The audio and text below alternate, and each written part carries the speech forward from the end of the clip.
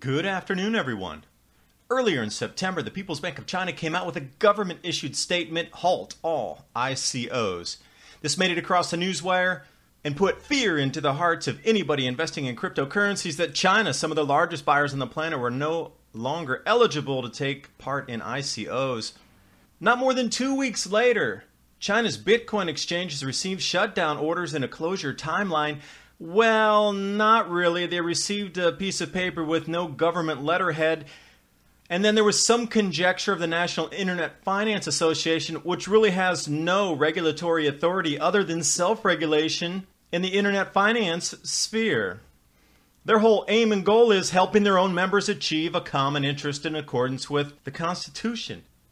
Yet exchanges across China, in the spirit of the policy, decided to self-shutter themselves. This is nothing new. This is paying tribute to the emperor for allowing you the privilege of operating in the country.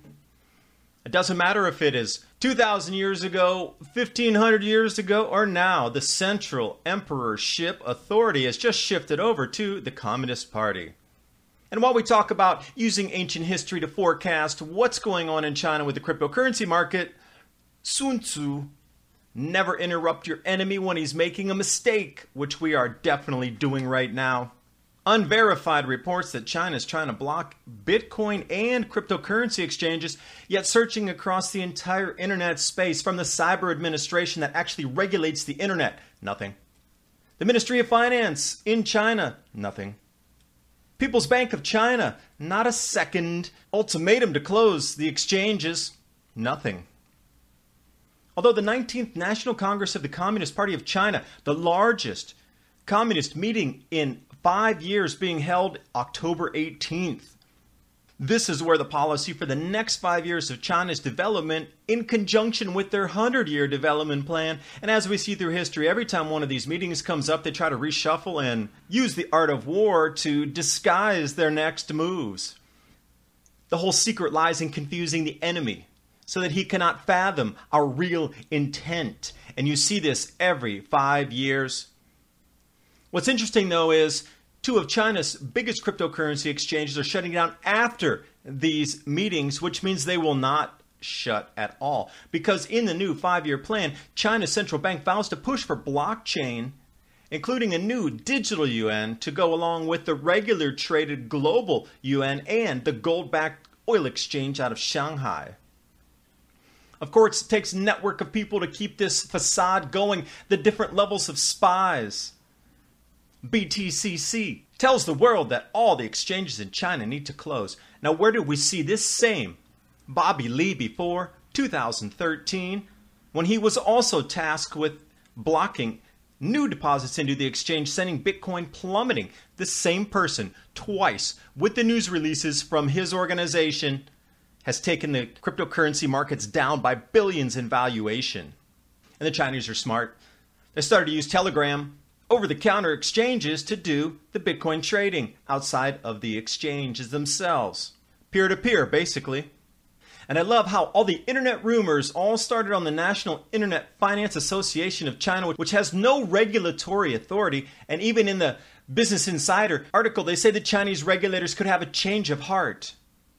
Oh, the change of heart. This same Communist Party Politburo, full military overseership, will have a change of heart. And this whole look left while everybody's going right, using the NIFA to distribute this false information about actual closings. Well, at least of some of the exchanges. It's tribute time and consolidation of power.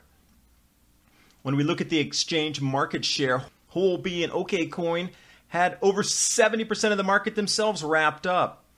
So who is the emperor going to use in the next movement forward? The deception has been laid. The plans are there. After these National Congress meetings of the Communist Party, the world's largest cryptocurrency exchange and ICO platform on the planet, it will be something like a China Central Coin Exchange overseen by the People's Bank of China. They intend to dominate this space, just like they did global trade. They're going to use Tencent as the central pay channels. They're going to use their new quantum satellite network, and it's all going to be overseen by the People's Bank of China and I mean the Politburo in place of that banking term.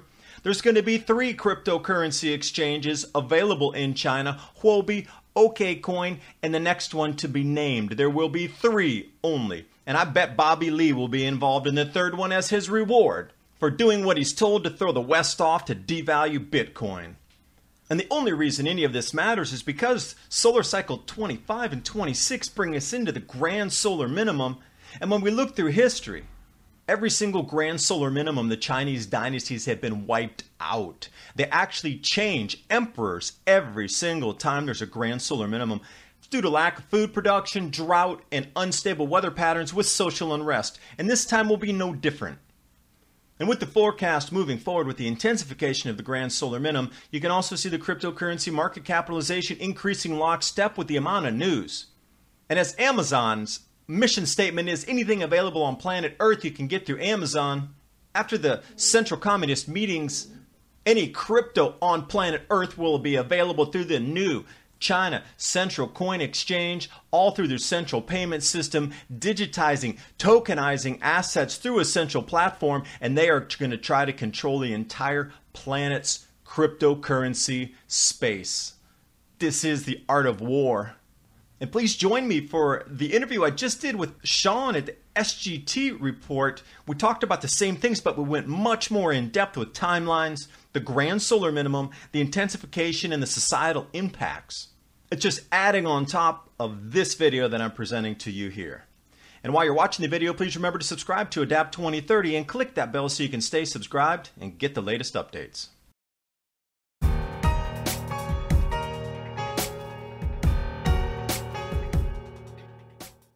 Because history repeats in cycles, and strategists through history, the same maneuvers work still today.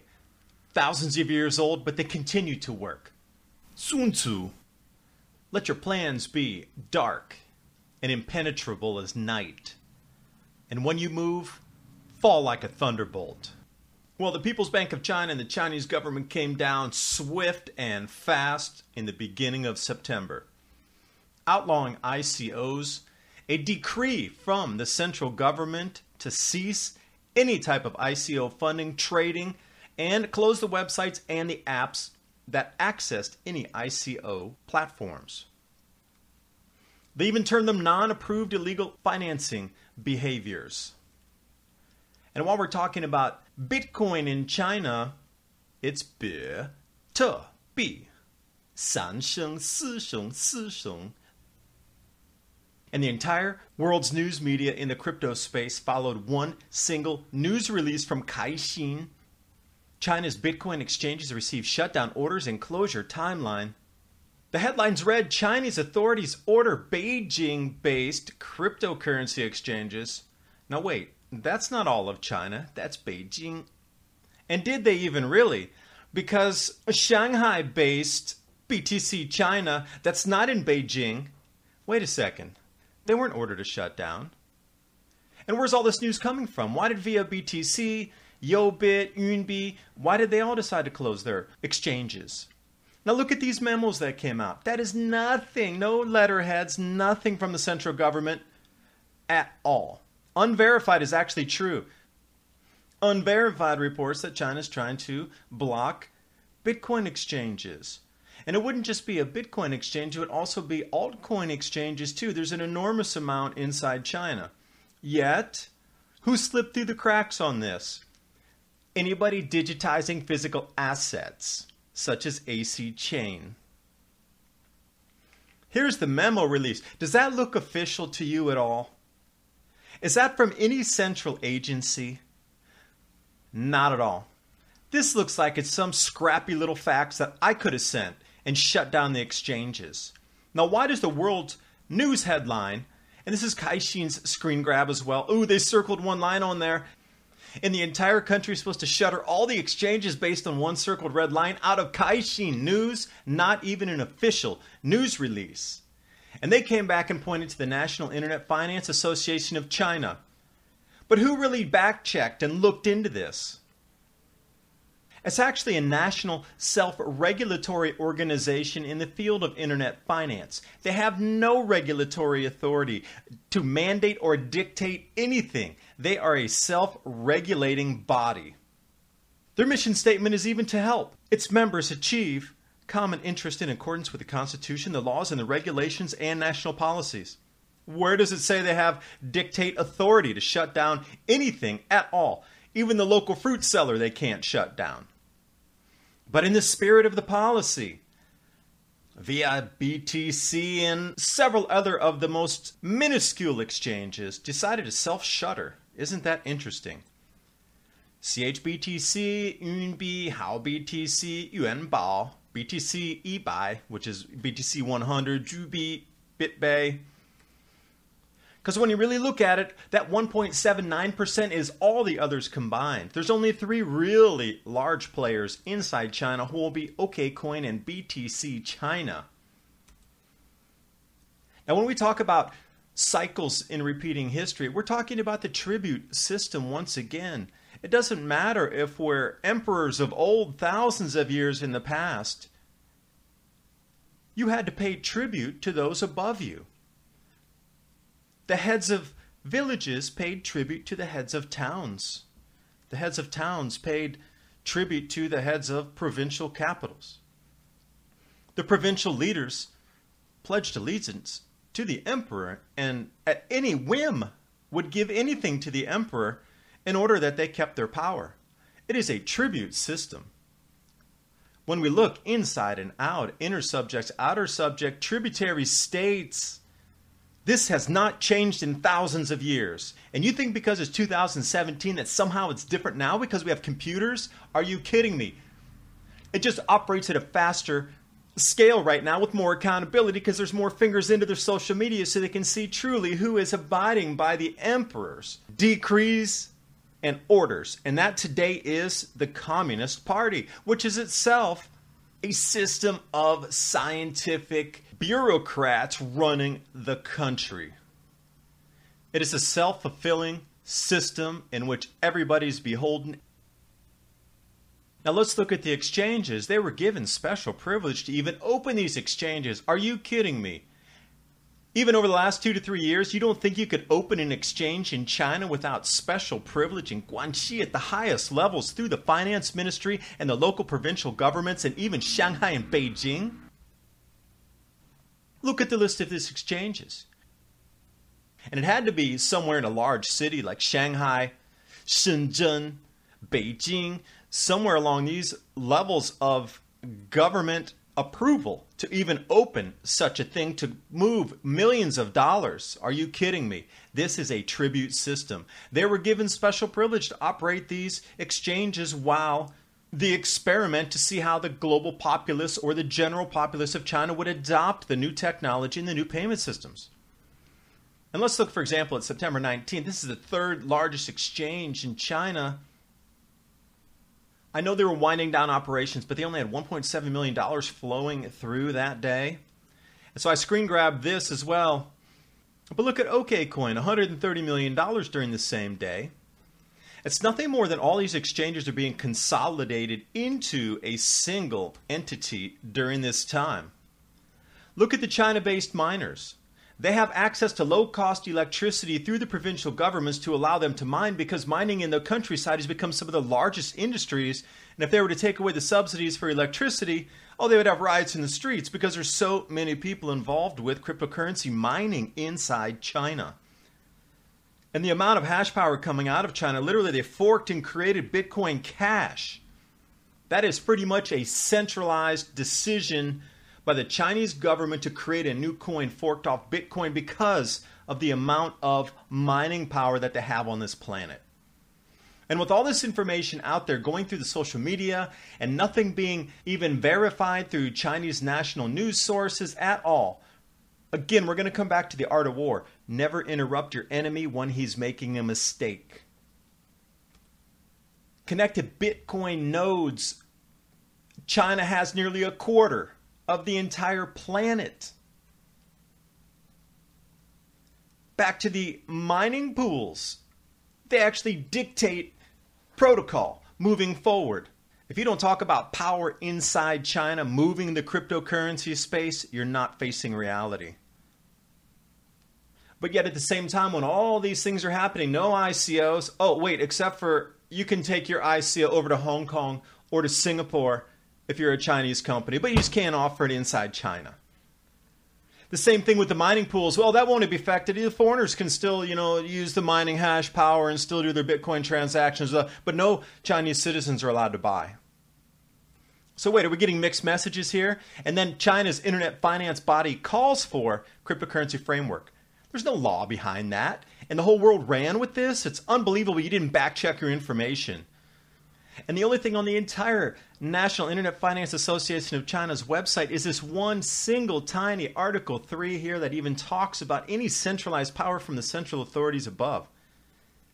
To bridge communications by coordinating relationships. There's no regulatory authority in that. Bridging communications, great. That means they're able to talk with the government. So let's go to their website. No news releases here, even on their own website about exchange closings in the country. But then when you dig further, there's an entire list of links and resources to the People's Bank of China, Ministry of Industry and Information, Public Security, Ministry of Finance, and the list goes on and on and on. So let's look at a few. There should be massive headlines across all these government institutions if they were really closing the exchanges. Now let's go to the Cyberspace Administration of China, because anything in cyberspace in that country doesn't move one iota without approval from this government agency. So, where's the news headlines? Xi Jinping looking nice in the photo, nice suit. News headlines, nothing about the exchange closures. Ministry of Finance, People's Republic of China? Talking about the Central Party Committee and the core advancement of the Army, plus the new upcoming meetings in October. I don't see any of the top 10 news headlines talking about even an exchange mentioned anywhere on that whole website. People's Bank of China?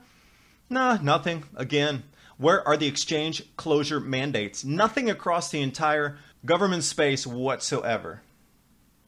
Which brings me to the timing of it all. October 18th, 2017, just a mere 2 weeks away, and this is the largest communist gathering in China to dictate policy for the following 5 years. It is the largest meeting, and the 5 years is part of the 100-year plan as well. So it's just 1/20th of the entire 100-year plan, but it's mapped out so well. And when we look back over time, every time one of these NCCPC meetings comes, there's drastic changes in how the economy operates. They've noticed an enormous amount of capital outflows during this time. And with the pulling back of ICOs, suddenly it reined in funds leaving their border. But is it really? Because the whole secret lies in confusing your enemy so that he does not fathom the real intent or even cannot fathom. So while we're out here going, oh, they said they're closing the exchanges, well, let's look really behind. Exchanges might resume operations. Wait, I thought the news media just said they're absolutely closing. One news media parroted it and the rest did, and nobody backchecked. But with all that, Japan becomes the largest Bitcoin market as traders leave China. So I think an appropriate comparison is here. So the National Internet Finance Association of China is a legal entity, nonprofit social organization at the national level. It's a self-regulatory organization in the field of internet finance. They have no regulatory authority whatsoever. They can self-regulate within their group. That's it. I'm going to compare them with Chengguan, the guys on the left in the blue shirts. Chengguan, they're the ones who run around and keep peace in the local area, keep the neighborhood under control, beat up a few fruit vendors if they're not paying their tax. But the real guys who squash heads are on the right, the People's Bank of China and the People's Armed Police. And at the head of that is the Cyberspace Administration of China. That is the control agency for everything. And the leader is Xi Jinping. And the list that rolls down from there, oh, look at Xu Lin. Nothing moves past this body right here. And nothing came from them talking about closure of exchanges. Only halting ICOs until they figure it out in this 5-year meeting coming up in 2 weeks. Game on again, January for ICOs. I'm saying OKCoin and HuoBi exchanges are never going to shut down. Because I love how the media even says here, Chinese regulators could have a change of heart. Really? The Communist Party, Politburo, State Council is going to have a change of heart just suddenly. Yet 2 of the largest cryptocurrency exchanges, OKCoin and HuoBi, are allowed to stay open during the entire closing of everything else. October 31st, just a couple days away. This is nothing more than a huge consolidation of power just before the 19th National Congress. They're showing their allegiance back to the powers that be. The head of the party, the head of the province gave them special permission to operate. They are showing their allegiance by closing their exchanges to consolidate power so China can come out stronger. The entire system can advance itself. There's only 2 large players here anyway, OKCoin and HuoBi. The combined strength of all the rest is just a mere fraction of those 2. And we even look at BTCC China, that's that green sliver there. They only have about 4% of the entire market. This is the modern tribute system. Instead of seeing these flags in this image, just look at coins, coin exchanges, all marching to the 19th National Congress of the Communist Party of China. The consolidation of power is happening in front of your eyes. Engage the people with what they expect. It is what they're able to discern and confirms their projection, their prejudices. It settles into them a predictable pattern of response, occupying their minds while you wait for the extraordinary moment which they cannot anticipate. A single news story out of China, out of a non-national publication, Caixin News, and this happens. So well stated. Enter the spies. Of course, they're there to collect intelligence, but they're also there to send false information. And what do I mean by that? There's different types of spies that the Chinese have categorized through the art of war. You have to manage them properly, though. There's surviving spies, converted spies, inward spies. And before I make my next point, let's summarize. Right side, second point. The end and the aim of spying in all of its 5 varieties is knowledge of the enemy. That would be us in the West and our cryptocurrency ecosystem, the way it operates. And this knowledge can only be derived in the first instance from the converted spy, somebody who pretends like they're one of you, yet is still working for the national interests. Hence, it is essential that the converted spy be treated with the utmost liberality. You mean operating their own coin exchanges? Here we go.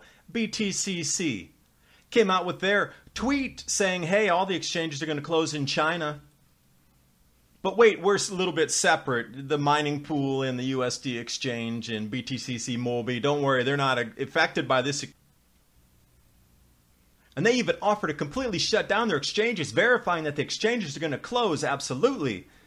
Now remember, this is 2017 on September 15th, but where do we see Bobby Lee before? Oh yeah, 2013.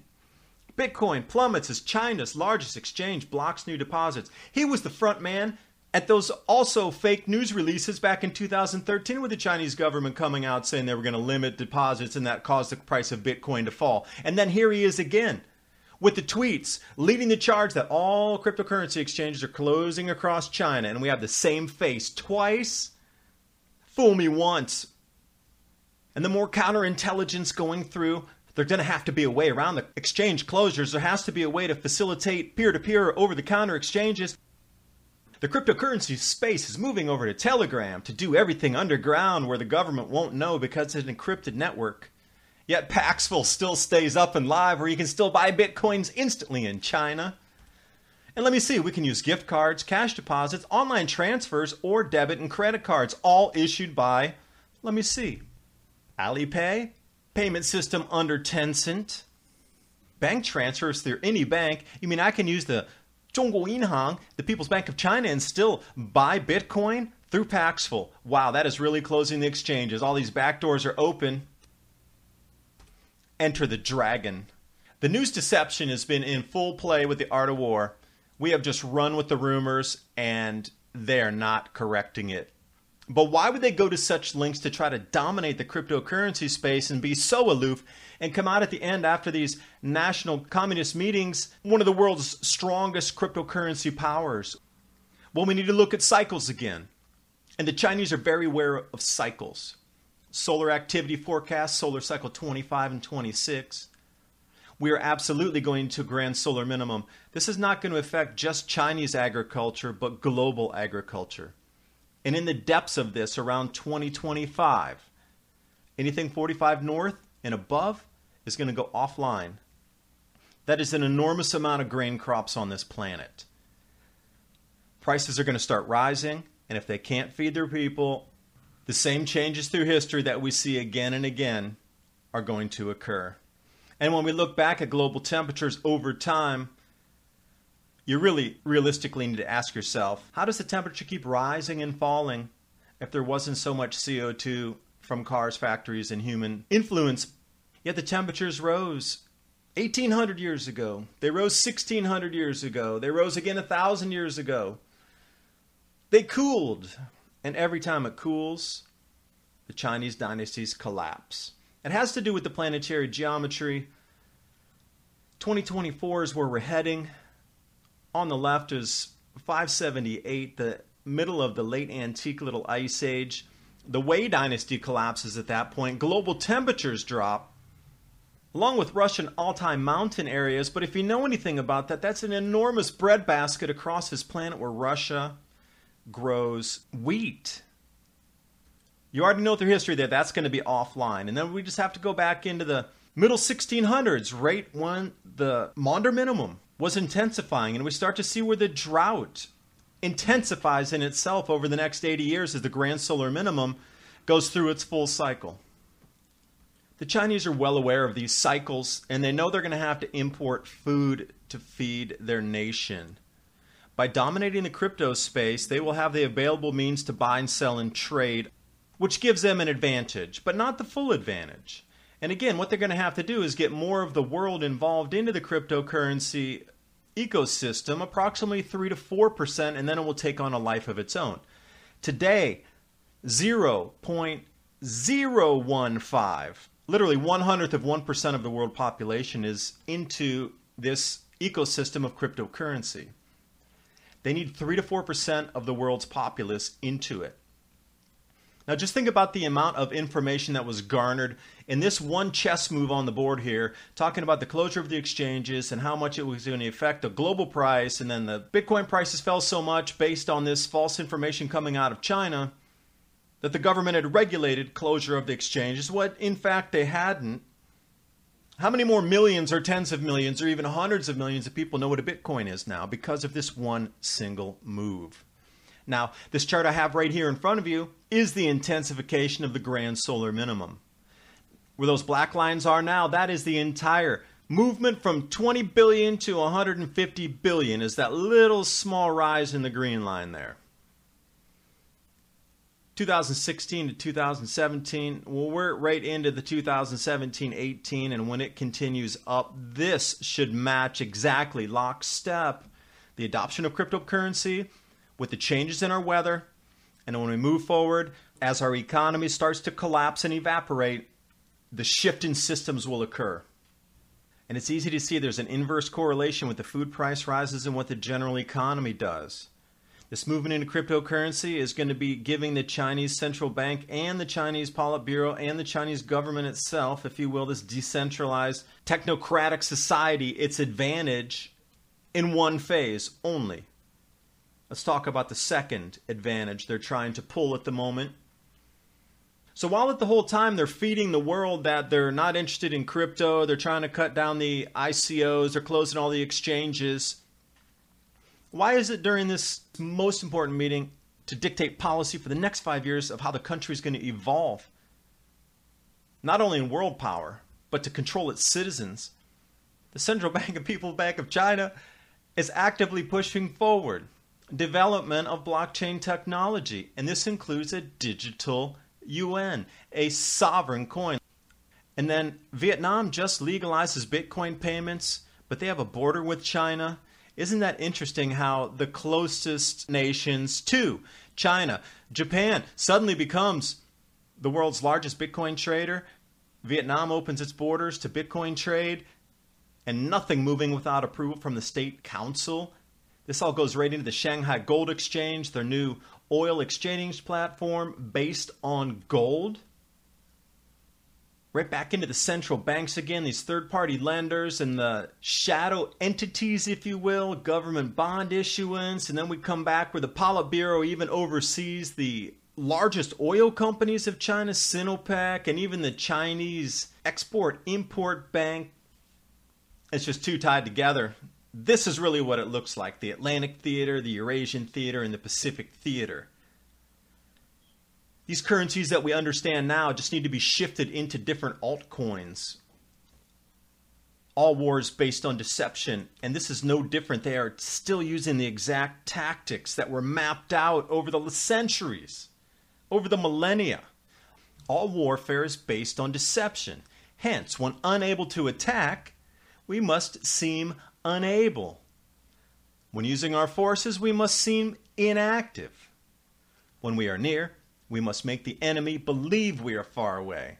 When we are far away, we must make him believe we are near. This sums up the entire crypto ecosystem across Asia and the world in the last 12 months at its finest. And outside China, Microsoft announces the CoCo framework. Of course, the Lightning Network coming up, and this is going to couple with Plasma off Ethereum after it forks, and I do believe that this is something for you to watch. Look for 10x Pay and a few of these other tokens to take on a life of their own when they get this ledger system that does millisecond trades on the blockchain. This gives us an advantage. But the art of war, whoever's first in the field and awaits the coming of the enemy will be fresh and first at the fight. Enter the quantum communication satellites. So many people are talking about, oh, what if the government's cut off the internet on the planet? You're 3 steps behind already. The future of the blockchain is in satellite delivery. It's not going to be on the earth. It's going to be above the earth. And whoever dominates that space first is going to dominate the blockchain. It will become a centralized platform. Whoever dominates the satellite distribution, downloading, uploading, can actually control the node, literally, and centralize it again. So the quantum network's so far advanced, it's firing beams of photons down to deliver the information, not even radio signals, so it can't be interfered with. And if the photon beam is actually intercepted or somehow trying to be decoded, they just burn that and send another beam down. It's literally impossible to break this. Even with quantum computers, it's impossible to break through this. And then, interestingly enough, who's producing all the quantum transmitters on the planet? Who is the forefront of this technology and manufacture? China. Who's at the forefront of the receivers? China. Who's at the forefront of launching the satellite network, physical satellites into the sky to receive and transmit? China. Yet they're playing back like, oh, we're going to close the exchanges down. And they're trying to set up the world's largest satellite delivery for blockchain transactions above the earth, outside of sovereign interference. This is the art of war at its very best. And they fooled the entire world and let the entire ecosystem run with a single story from Caixin. And there was no verified back-checking that it was a government institution that made those exchanges stop. Appear weak when you are strong, and strong when you are weak. This is what's happening in China. HuoBi and OKCoin are not going to close. They are talking about closing after the 5-year meetings are happening. They're not going to close. What will come out of these 5-year meetings ultimately will be the largest cryptocurrency exchange and ICO platform on this planet. As Amazon says, anything on planet Earth you can get through Amazon. It's going to take the same shape in China. Any crypto on planet Earth will be available through the China Central Coin Exchange, or some catchy name like this. 中国 HuoBi, or something like this. Not only that, but they're going to power everything through Tencent Pay channels. So any way, shape, form of any movement of monetary instrument can be funneled through into China to buy the cryptocurrencies overseen by their networks, flying above the earth through the People's Bank of China. They're going to digitize all assets across the planet. They're going to be using the quantum satellite networks. NEO's going to run their platform alongside competing with Ethereum. They've already set up AC Chain to start the digitization of assets. Everything is in play. And we're still talking about how the exchanges might close. The consolidation of all the payment providers anyway followed the same exact set of circumstances that's occurring right now. They all got consolidated. There's a couple big players, but everybody's beholden to everybody else. Tencent leads it all. Their entire social media stream, how everybody spends, how they order, how they interact, it all comes through Tencent. The day in the life of the Chinese consumer all goes through Tencent. It goes through single payment platforms, all centralized under one control. And now they're going to take that into digitizing all these assets. They're going to digitize equities. They're going to digitize loans. Real estate somehow slipped under the cracks along with commodities.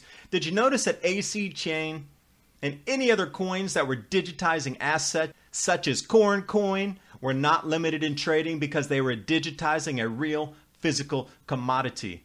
Everything else that was an ICO trying to start a company, closed. But anything that was digitizing a physical good was still allowed to operate, and still is to this day. Just like LA Token, they're going to digitize works of art. They're going to digitize the entire planet's wealth.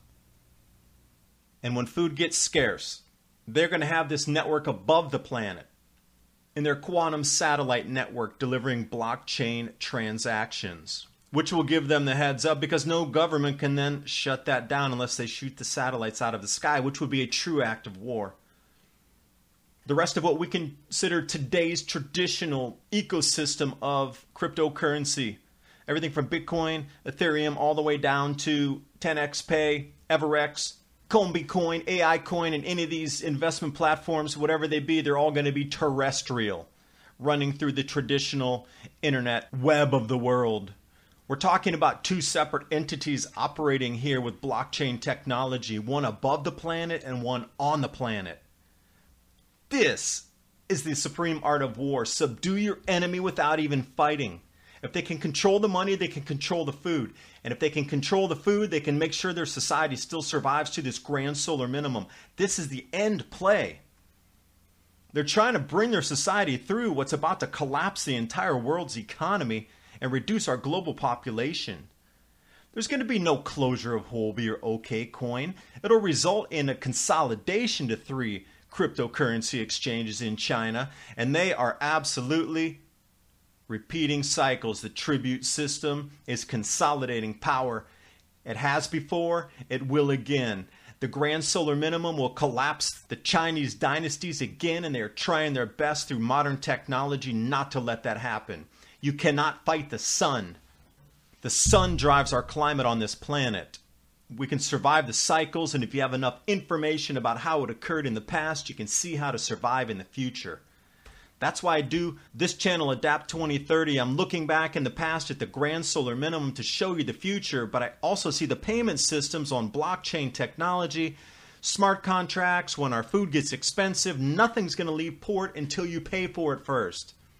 The only way that's going to be done with all the fluctuations in governments and banks and businesses collapsing around when food prices continue to skyrocket is smart contracts in a chosen cryptocurrency that's agreed on between the two parties.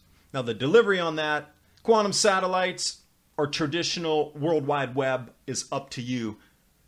You need to look at everything's intertwining. It's coming to a focal point right now. Survival of the fittest. Thanks for watching. Hope you got something out of the video. If you find this information of value to you, please consider supporting me on PayPal or Patreon. I'll bring more in-depth reports like this to you. And also join me for my weekly podcast, Mini Ice Age Conversations, where I go in-depth, the same space, talking about the grand solar minimum, the effects on our economy, the effects on our food prices, and how this is going to change our societies.